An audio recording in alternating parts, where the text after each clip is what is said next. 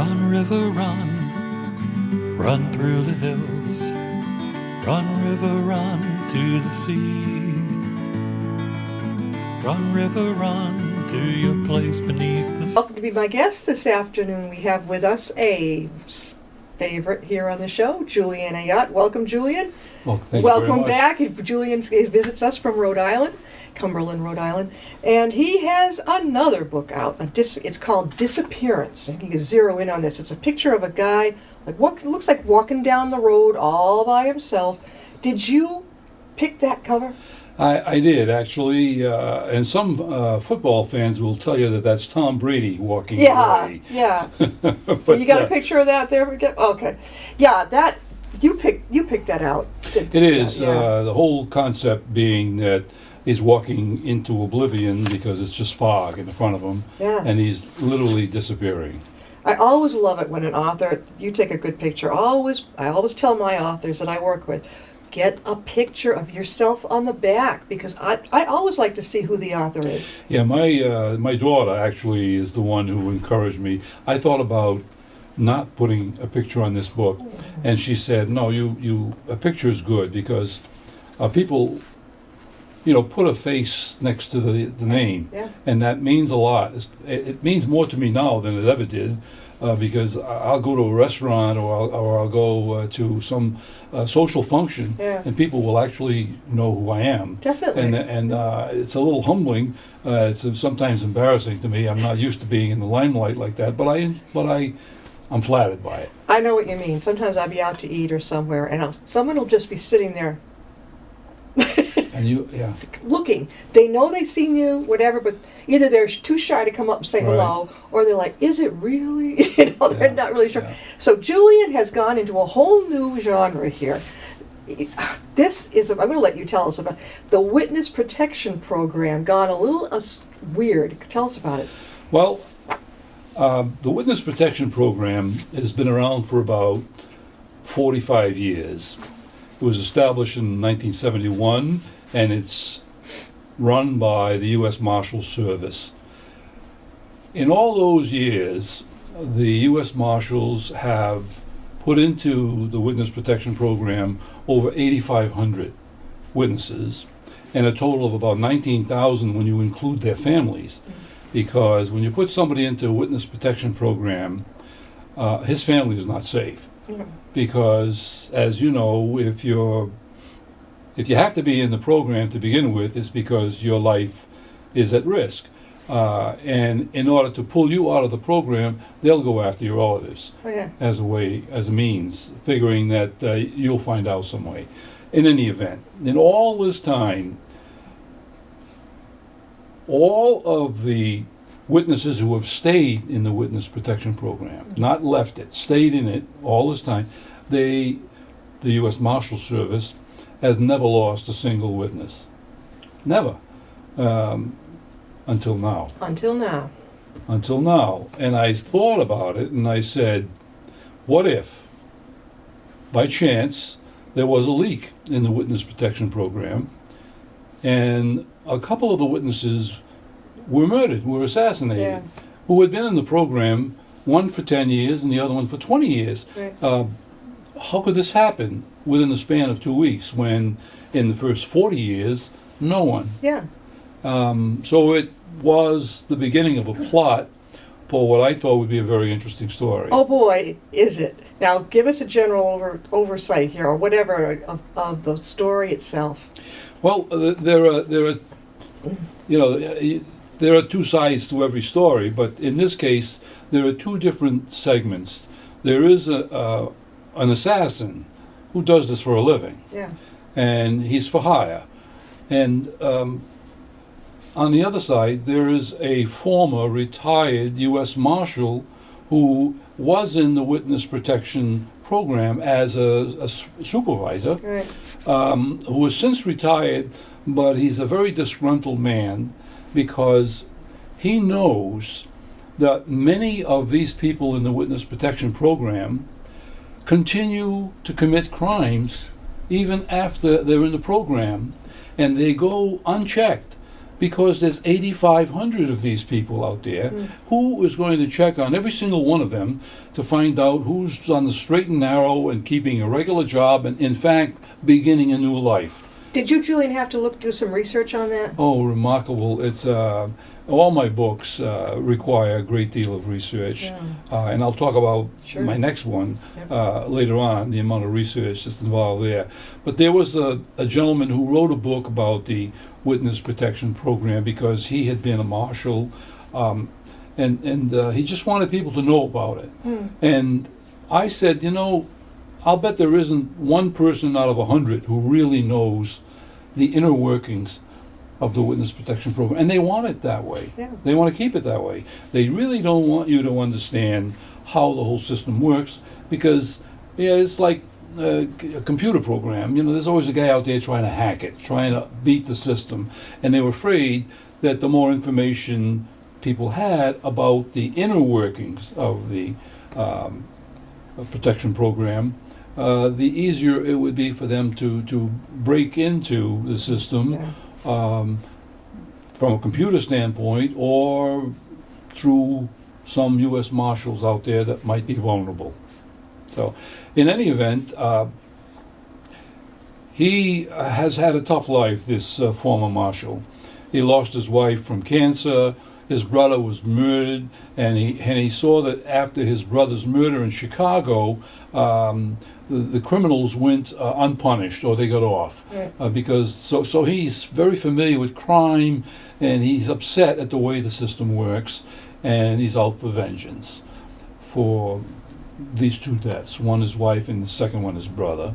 And so when he leaves in retirement, he takes a list of witnesses that he believes have still committed crimes after they were in the program. I wonder how he found that out. Well, obviously he did some research. Yeah. Well, there are, as you read in the book, there are connections of each of those witnesses to the other crimes that they have committed, and they're related to why they went in the Witness Protection Program to begin with. So, if you're in there because you gave a testimony against a thug, and later on, a few years later, the thug is murdered or he disappears, they wonder how this could happen, and when they start to connect the dots, they find out that there is a connection between the witness and the recently murdered thug. My whole point is that all people who are given a second chance in a witness protection program or any kind of a program don't necessarily take advantage of it. They take advantage of it in the wrong way. But they don't. I never thought of it like that. No, I never did either until I said, wow, I said, supposing there has to be, out of 8,500 people who are in the Witness Protection Program, some people whose inner workings are destined to continue to do criminal activities. It's like the elevator doesn't go all the way to the top on logic. It's like consequences. That's Don't be right. an idiot, Exactly. I don't get that. You think, I'm being protected now, it's time to back off. No, they want to keep on trucking. And the assassin, on the other hand, believes that he's doing a good deed by getting rid of these people because they are lifetime criminals, even though they're in the Witness Protection Program. They're only being targeted to be killed because they're continuing their criminal activity. So, in a sense, he's justifying the fact that he's a murderer. And obviously, these two at some point are going to lock horns, and something's going to happen of it. And I brought back in this story an old FBI agent, a guy named Harry Eston, who was in my first two novels, Flower of Heaven and Dangerous Bloodlines, except that now he's retired because some years have gone by. But he serves as a catalyst to delve into the case from his keyboard in Narragansett, Rhode Island, because because he's retired. And so I bring local flavor to the novel, as I do in all my novels. Yeah. And I find that it's enough to keep people's interest at first because they recognize some of the places that we talk about, Yeah. which is always good. Yeah. But how the story develops and how we actually get to a solution at the end, Tell us about the beginning. Just whet their appetite. you How they meet. you cannot, I cannot, You're not gonna. I can't tell you that. Okay. I can't tell you at all because, Yeah. you know, when they talk about a book being a page turner, Yeah. this I've had people who stayed up till 1 o'clock in the morning How about because 3 o'clock? they don't want to put it down. They just want to, and there's Yeah. only you know, I'm finishing a chapter and they say, there's only 2 more pages to go, and so you read the 2 pages and then you say, let me see the next chapter, and that's only 5 pages, so Yeah. I think I'll start that one too. And I have found, in having written 4 novels, that it is better to write shorter chapters, Yes. because if you start a chapter that's 28 pages long and it's late at night, the odds are strong that you're not going to finish that. Let me tell you, as a reader, the 2 things that don't appeal to me, just what you said, too long of a chapter. That's the first thing. The other one is too many people involved, whereas I have to keep going back. Do you know what I Yeah. mean? Oh, I think I forgot who that one. If I have to keep going back and checking, I'm exhausted. Right. You know? That actually that happens occasionally, and you go back and you edit out Yeah. the names of people that are immaterial. They're inconsequential to the main thrust of the whole story. Or yours is it's a smooth read. I like to read the way people would want to relate a story. Yeah. Um, And having those quick chapters, I think, whets the appetite quicker to, I don't know what it is, motivates you to keep going and going further. Yeah, For me. it's amazing that I was very close this time to landing a literary agent. Now, why is that important? Because it leads you to a major publisher, Yeah. and major publishers have their books in every bookstore in America, and that's over 40,000 stores.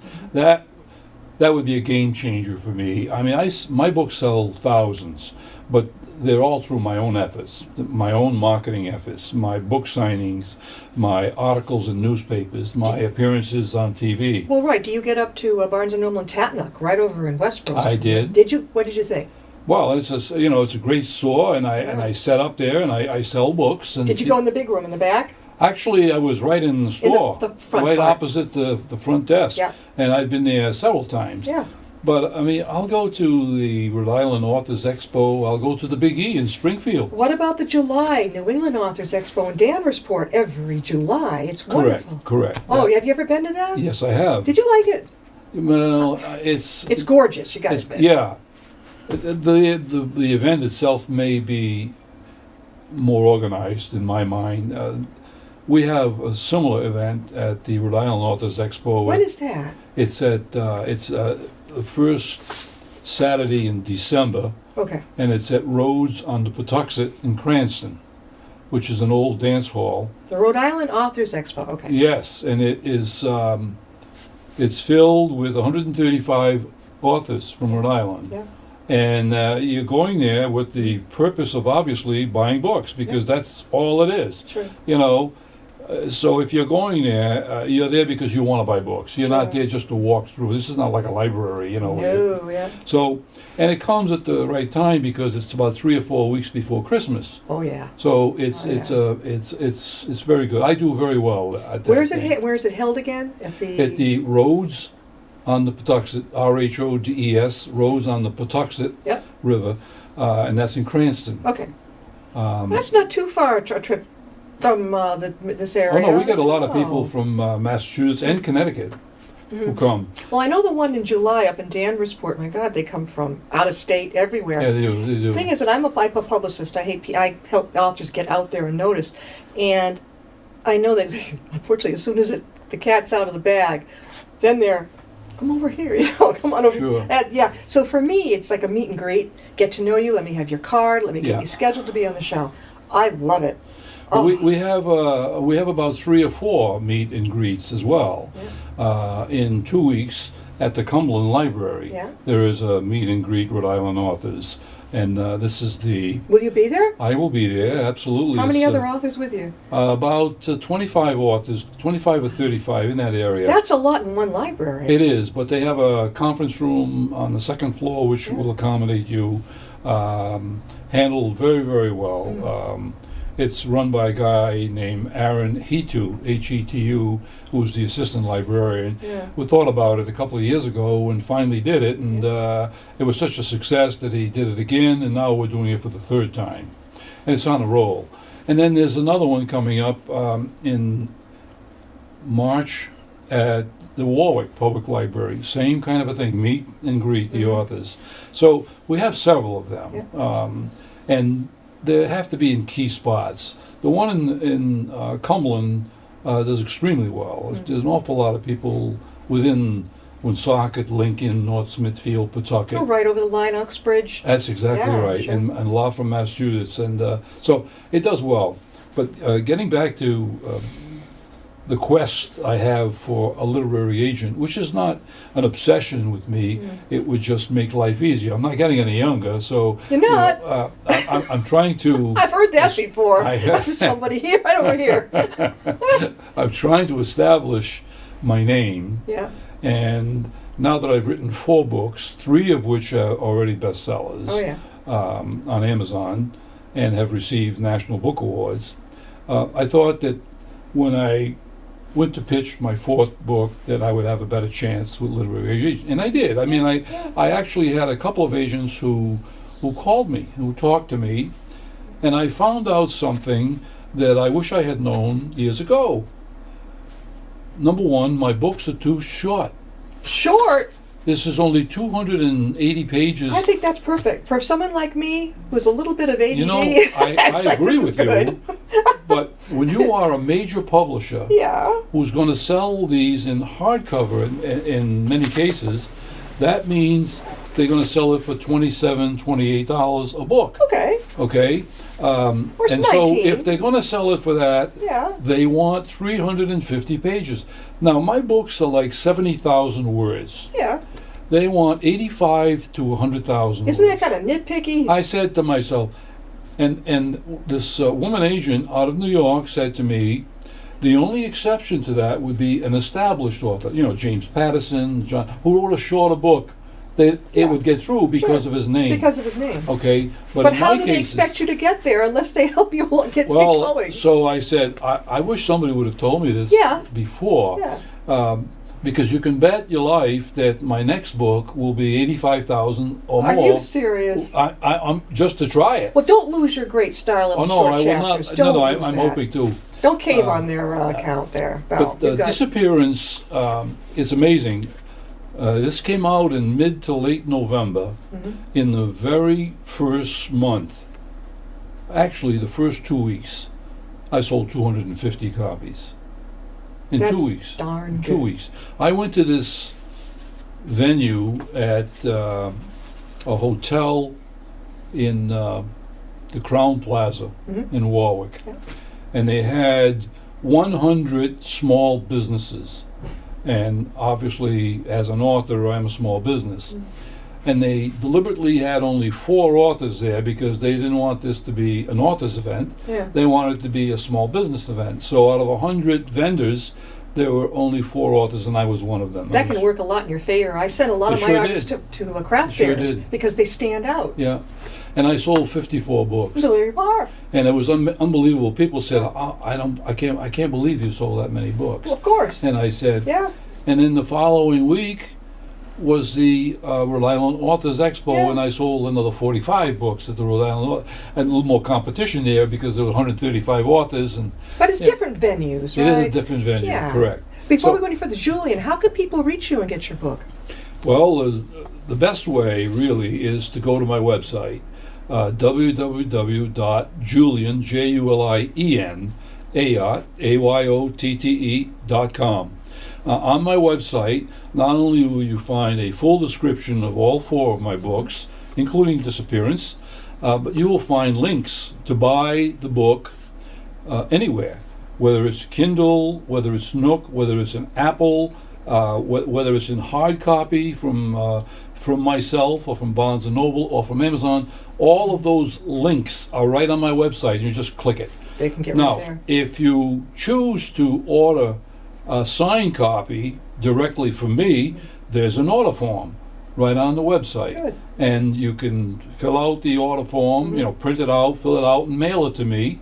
But you're also up at Tatnuk, right? You got some up there. I have books everywhere. Yeah. Phantom Farms in Cumberland. Barnes and carries- Noble? Barnes and Noble There you carries go. my books. And as I say, there are a lot of people who use an Apple or a Google Play. Yeah, right. And so you can pick those up by going to Smashwords. Okay. Smashwords is like Kindle. They'll sell to Apple, they'll sell to Barnes and Noble, or any of these places. So Julien, have you been over to in Webster to it's a great place called the Book Lovers Gourmet? I have not. Oh, you'd enjoy it. Deb Morin, who is the Debbie Horan, who's the director of it, who runs it. Many will talk. She is terrific. The Book Lovers Gourmet. It's over in Webster. Totally dedicated, adorable bookstore, and so many authors go over there. Really? You would love it. From Webster, it's not that far over from the Rhode Island border. She must have a website. Yes, she does. Now, I don't want to forget this next book coming along, because now you've whetted my appetite. That's dangerous. Tell me about the next one. Well, this is another thought I had. About 2 months ago, I read an article in the Providence Journal about a woman who died. Her name was Micheline Damon, D-A-M-O-N. Dumont, excuse me, D-U-M-O-n. And at first I thought it was Dumont with the T, but it's misspelled often. It's D-U-M-O-N. Her nickname when she was a young girl was Michou. Well, she was a member of the Belgian underground resistance in the Second World War. And the irony of it all is that she, along with many others, were responsible for aiding the escape of almost 1,000 British airmen who had been downed. Their planes had been downed in Belgium. And here they are, parachuting into a country they know nothing about. They don't know the language. They don't know where to go. And they establish safe houses for these people and then literally work with them to transport them from Brussels through France down to Spain, across the Bidassoa River in Spain, and to get them out of the area How that did they was transport controlled. them? Was it like covered up and under a buggy? How did they do that? They would go by train, disguised as Belgians with fake identities. Okay. They would go by bicycle over dirt roads, and they would climb over the Pyrenees Mountains Wow. into Spain. Yeah. And this young woman, who article I read in the newspaper, had just died, and she was 95 years old. And I got curious to know a little bit more about her story. It was unbelievably fascinating, and there was so much research that I had to do to get the details about a network called the Comet Line, which was established in Belgium, strictly responsible to get British airmen out of Belgium through France into Spain and get them to the British Council in Spain, Sure. which would allow them to get back to England. Yeah. And there's stories that the irony, this woman is 22 years old at the time. She's 5 feet tall. She looks like a schoolgirl. She wears the knee socks. She has the face of a 15-year-old. And so her identity card shows her as a 15-year-old.